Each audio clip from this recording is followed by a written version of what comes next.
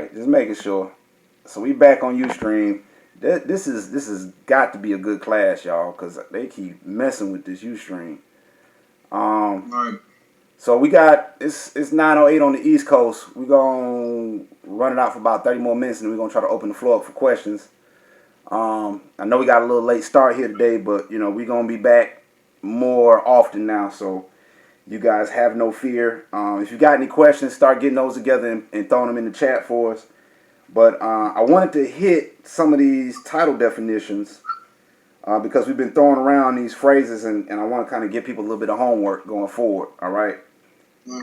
So when we talk about the title and everything, and we talk about the change or the things of that sort, we probably are talking about an imperfect title, which on page 1656 it says one which requires a further exercise of the granting power to pass the fee in land, or which does not convey full and absolute dominion. Right? And then right below that it says legal title. See that title. So I say that to say that when you're talking about a deed, all right, like you were saying before, that deed is not the title itself. It's just a piece of paper that signifies that the title exists somewhere, and that it's true and perfect or clear, and that you were conveyed rights to the land or the property and whatnot via the deed. Absolutely. Islam. Absolutely. Now. So from there, not to cut you off. No, go for it. From there, what were you gonna say? Oh yeah. Now dealing with these deeds. Now, the deed is prima facie, and it's colored on its face. All right. Mm-hmm. Because by when you first see it, people be like, oh yeah, it's the deed. Yeah, man, I own this. Well, there's diversity of citizenship here. All right. Now, being in your proper person, you will not deal with these deeds. All right, because they're colorable instruments coming from the corporate state. Exactly. Yeah, that you are not a part of. All right. Something I just want to get off real quick. You have certain individuals that are calling themselves Moors. By blood, yes, they are. That they'll say attach your appellation to a corporate ID. And from that point on, you can move in commerce and things of that nature. Like, we're not a part of that, and that citizenship, all right, is based off of that unconstitutional 14th Amendment. And that's a lesser status than what we have based on our birthright, correct? Exactly. All right. Because we gave the European permission to do commerce on our land to begin with. Come on. Like, all right, just trying to clarify. It makes no sense. All right, it's just giving these people more time. So that congressional records, proceedings and debates, the 90th Congress, first session, volume 113, part 12, of June 12th, 1967 to June 20th, 1967, pages 15309 to 16558. Excuse me. But that's a debate as far as that 14th Amendment. Mm-hmm. All right? Mm-hmm. And that shuts down any type of argument or any type of claim that's being presented to people telling them to do things of that nature. Because by natural law, that's not right. Mm-hmm. It's incorrect. Because it would just declare and proclaim your nationality. So for those who don't really know what you mean, they can just look up the word unconscionable contracts and look into that a little bit. Right. All right.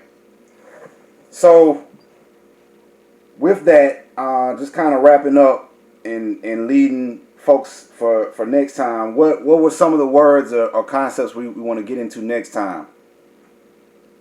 Oh, for the next, you want to look up, you must know that the law breaks down interest in land, all right, mm-hmm. into two categories, which is freehold and leasehold, all right? And freehold would delude or breaks down into fee simple and life estates, All right? And leasehold is a duration of time, a fixed duration of time.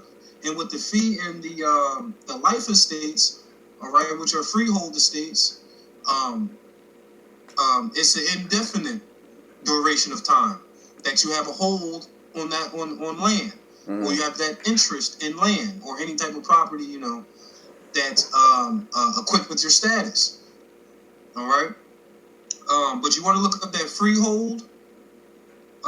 You want to look up life estate as well, because dealing with being as though we have national domicile here.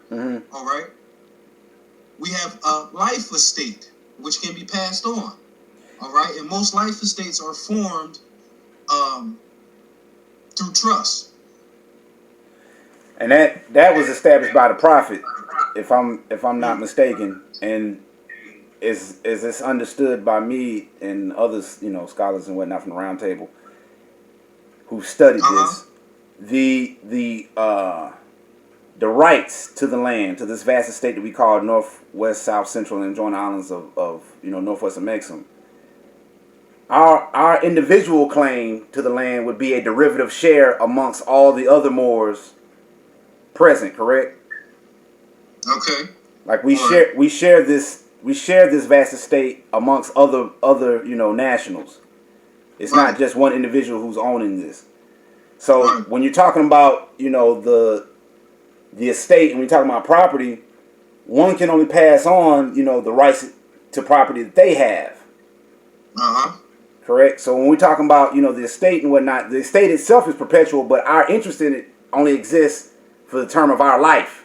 And so once we die, then our individual ownership of that, you know, transfers on to whoever else is on in our down the line. Right. And that's the importance of this.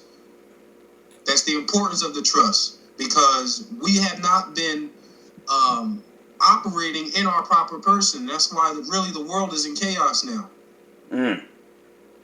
All right, it all starts from the Moors. Because we're the spoke in the wheel. We're the main spoke, the center of that wheel. Yeah, because you know that the debt, all right, which people talk about, they be discharging and file the UCC1 for this and all this craziness. The debt is placed on the backs of the Moors. You know, Taj touched on this, of course. All right, that debt of the United States of America has been placed on the backs of the Moors, and that's where all these bonds come from. That's sold on the stock market. And when just to back up, when Moors nationalize and they actually put, you know, they send those writs out to those 7 locations, these bonds that we're talking about that were created become dead paper. Man, All right. The only reason that they weren't even giving any type of because they're void ab initio. Anyway, all right. But the reason that they were given life is because, you know, the Moors have been dead mentally. Yeah, we've been volunteering our energy. All right, exactly. And our signature. You know. So ahead. I just wanted to reiterate the old saying, you know, that the pen is mightier than the sword. So, you know, when you're talking about these trusts and you're talking about the value that's created from your signature or autograph, depending on who you ask, that is the product that they're using to, you know, create value, because they can do what's called hypothecation 7 to 9 times, if I'm not mistaken, based on I believe it's like contract law or payment systems. But you know, when you're talking about these quote unquote negotiable instruments for commercial transactions and doing site drafts, and you know, these used to call them HMOs, you know, site drafts from accounts, and then now it's the UCC trip, you know, and then next week it'll be the ostrich, you know, and the seahorse trip, you know, it'll be something else that they coming up with to get people away from birthright and nationality and understanding that they got everything that they need already. You got it. Just being you. That's it. Because I think really, and this is more so just wrapping up and just, you know, just having some open conversation, and anybody that's still present, you know, you can open up and ask questions right now. But there seems to be this concept as far as more science going around that keeps getting muddled in with all these other, you know, Moorish based ideas and concepts. And I really feel like, if people would just take the time to actually study, what Moors are telling you is Moorish science first, then you might not be as confused when you look at some of this other stuff, and you'd be able to recognize it for the fraud, that it is just off top, because it just once you study for so long and you get past the whole connotative denotative, confusion, and you get back to the denotative linguistics of things, everything just starts to click like that, in terms of what's real and what isn't. But last definition I just wanted to throw out there, and then we'll just open the floor up, is because I know they got to look up freehold, but for the sake of conversation, I want them to have some reference points, so we're going to give them the definition for freeholder. All right? It's real short. It says, one having title to realty, all right, either of inheritance or for life, right? So it can either descend to you through trust, like we were talking about before, or it can be given to you in the form of a life estate, either outright or through the trust. You know what I mean? Right. And then it goes on to say either legal or equitable title. Right? And we'll unpack that a little bit more next class. But it says a person who possesses a freehold estate. Statutory meaning not infrequently differs from common law meaning of the term. All right? So that's just, last little tidbit of definitions for this evening. Like I said, if you got any questions, this is the time to ask them. Please, open up your mic if you want to speak it. Turn your video on, or you can type it in the chat. But 9:20, we about to wind it down. So just to recap, Nasir, could you just recap for the people what we covered, or what you had in front of you? Yes. To establish a trust, you must be in your proper person. First. All right. Huh? I said first, you got to be your proper person. Yes. That's step one. From the door, you must be in your proper person. And we're presuming that everybody's already done this already, but continue. Right. You must be in your proper person due to the fact that when you move sui juris, meaning that you have no liens, you have no guardians, all right, or you have no one,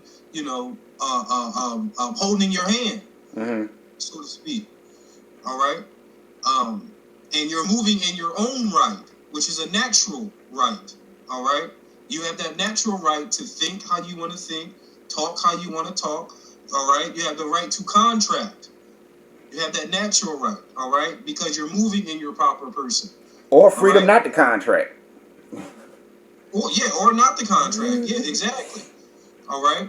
You can associate whoever you want to associate with. All right. So,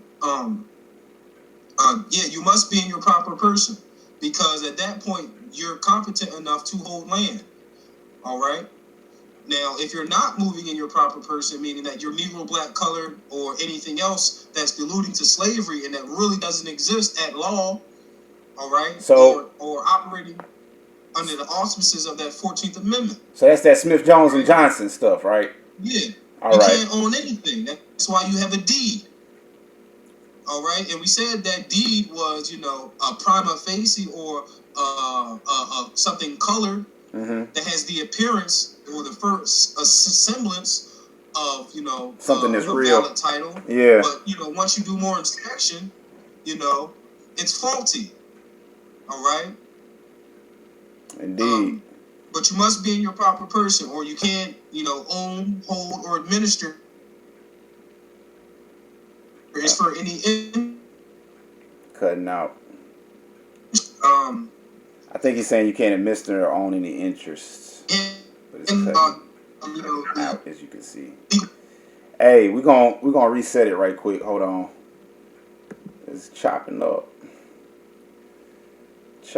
pretty bad. Hey, thank you guys on Ustream for hanging with us. We almost wrapping it up here. Got somebody in the chat trying to type something up. I don't know what they're saying though. I think, hold on. Trying to get it back. Get it back. Alright. Don't know what's going on with that. this out.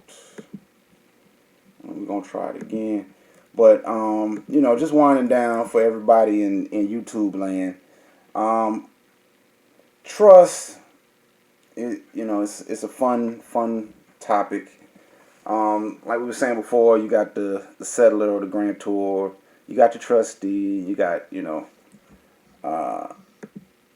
your beneficiary. All right, I think we got you back. So what were you saying?